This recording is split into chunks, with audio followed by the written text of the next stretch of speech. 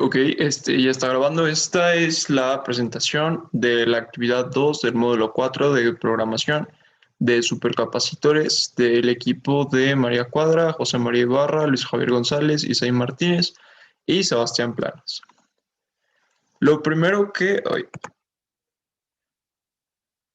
lo primero que se nos pregunta es, ¿cuál es la aplicación de este código en la solución numérica de la situación problema?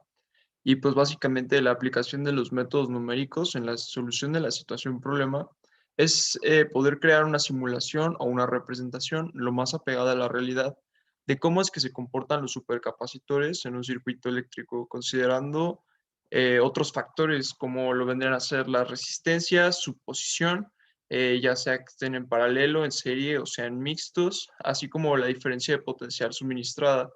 En lo teórico se sabe que sus tiempos de carga y descarga son bastante rápidos, pero la visualización de este comportamiento a través de gráficos nos permite tener un mejor entendimiento y un panorama más amplio para poder generar una comparación visual de ambos hechos, de estos hechos que pasan tan rápidamente que el ojo humano no lo puede captar, pero a la hora de graficarlo, pues visualmente es posible analizarlo.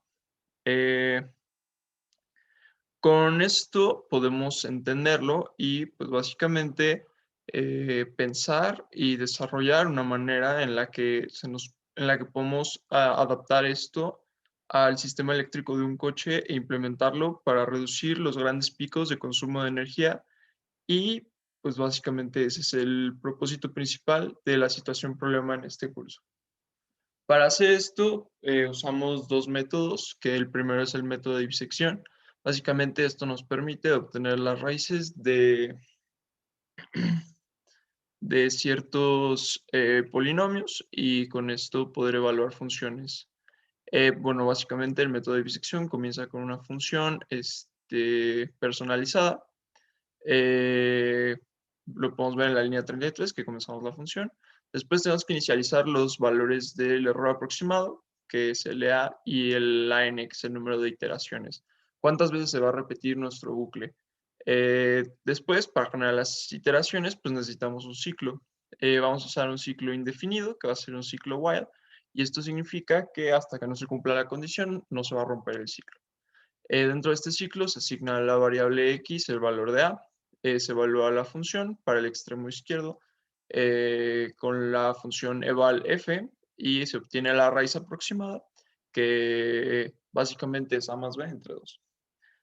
A su vez se le asigna en x el valor del x aproximado y después se evalúa la función en el extremo izquierdo de una manera muy similar a como se hizo en el extremo derecho. Usamos la función eval en f y después tenemos que validar las condiciones usando condicionales, que vendría a ser el if.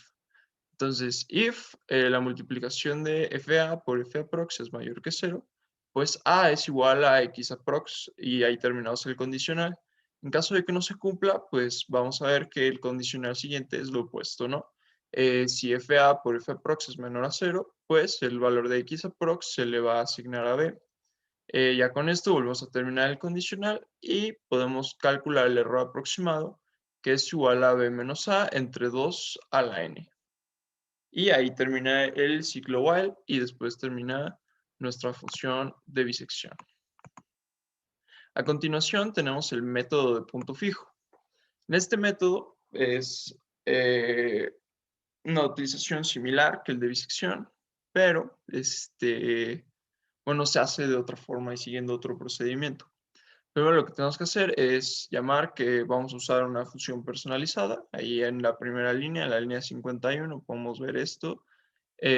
Después tenemos que convertir el string de entrada en una expresión que se puede evaluar en la función.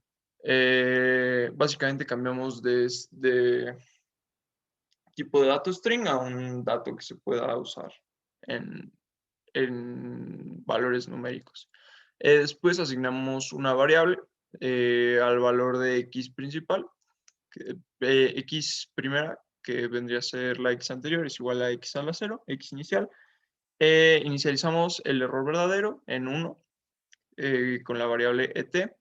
Después volvemos a abrir un ciclo while que pues básicamente mientras se cumpla la condición no se va a romper el ciclo. While el valor absoluto de ET es mayor que el error, se va a seguir iterando. Ok, después dentro de este ciclo while lo que vamos a hacer es guardar en la variable x nuevo la evaluación de la expresión x y la variable x anterior y pues se muestra, ¿no? Que con la función feval, que básicamente está evaluando. Después calculamos el error verdadero con la formulita de x nuevo menos x anterior entre x nuevo. Y ya con eso podemos asignar una variable al valor de x nuevo, que x anterior es igual a x nuevo, y ya después terminamos el ciclo while. Entonces, básicamente, esta iteración lo que va a hacer es que se van a ir reemplazando las variables conforme vayan cambiando. Ok, finalmente la interpretación de los diferentes casos. En todos estos tenemos una carga de un condensador, pero en cada uno de ellos cambian las condiciones de la resistencia, de la capacitancia y del voltaje. La línea roja es la carga del capacitor y la línea azul es la corriente.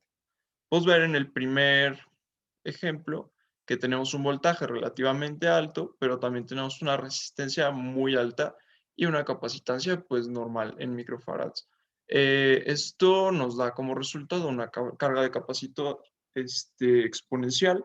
Es mucho más rápida que en comparación con las otras dos, pero como la resistencia es tan grande, pues la corriente es cero y es una constante del 0 al 100. En el siguiente ejemplo, en el ejemplo 2, tenemos una resistencia un poco más, bueno, muchísimo más baja, una resistencia más normal de 2 ohms y tenemos un voltaje pues relativamente bueno que son 10 volts y una capacitancia de 0.8 faradios que es una capacitancia alta. Con esto obtenemos que la carga del capacitor va subiendo mientras que la corriente que pasa por el condensador pues va bajando.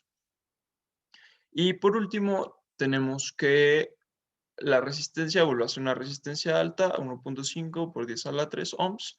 Tenemos una capacitancia en milifarads, 1 por 10 a la menos 3, y tenemos el voltaje de 1.5 volts.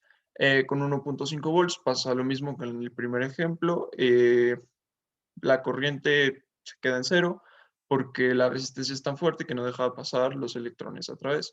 Y podemos ver también que se comporta de manera similar a la gráfica anterior, pero no de manera igual porque la escala cambia. Y con esto concluye la presentación de nuestra actividad 2 del módulo de computación.